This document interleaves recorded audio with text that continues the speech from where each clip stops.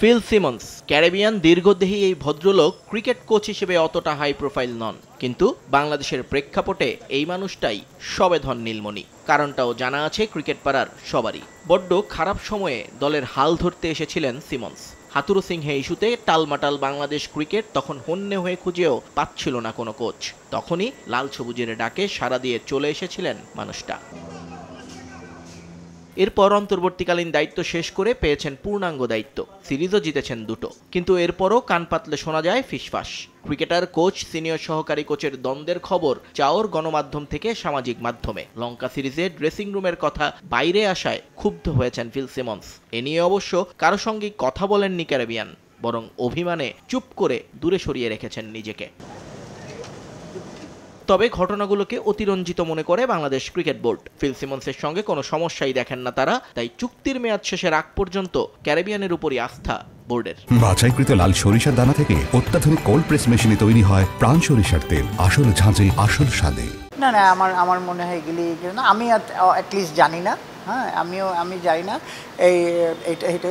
এইসব হয়তো বাইরের গুজব, কারণ এখন পর্যন্ত টিম ভালো খেলছে, 2টা সিরিজ পরপর জিতেছে। সো আমার মনে হয় না যে এটা টোটালি গুজব বলতে পারেন। এশিয়া কাপের প্রস্তুতির জন্য প্রতিপক্ষের সন্ধানে বিসিবি। টেস্ট খেলুড়ে কাউকে না পেলে হাত বাড়াতে রাজি সহযোগীদের দিকেও। খবরটা পুরানো। নতুন খবর, সহযোগীদের কাছ থেকেও মেলেনি ইতিবাচক সাড়া। তবে সময় হাতে থাকায় এখনই হতাশ হতে রাজি নয় বোর্ড।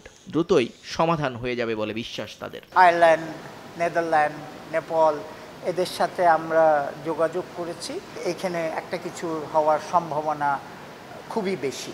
কারণ হবে কি, যদি নাও পাই তখন আমরা 2 টিম করে কতগুলি প্র্যাকটিস ম্যাচ করব, কিন্তু একটা যে টিমই হোক একজনের সাথে কম্পিটিটিভ ক্রিকেট খেললে এটার থেকে বেটার ম্যাচ প্র্যাকটিস আর হয় না। বিপিএল আয়োজন নিয়ে এবার একটু সিরিয়াস গভর্নিং কাউন্সিল। অতীতের দুর্নাম কাটিয়ে নতুন করে নিজেদের গুছিয়ে নেওয়ার চেষ্টায় মাহবুবা নাম কমিটি। সে লক্ষ্যে স্পোর্টস মার্কেট কনসালটেন্সি নিয়োগের কাজ অনেকটাই এগিয়ে ফেলেছেন তারা। এখন অপেক্ষা শুধু চূড়ান্ত সিদ্ধান্তের। বাইরে যারা এক্সপিরিয়েন্স অন্যান্য ইভেন্ট ম্যানেজমেন্ট কোম্পানি কাজ করেছে তারা অনেকেই এই 2 দিন আগে ওদের লাস্ট জমা দিয়েছে।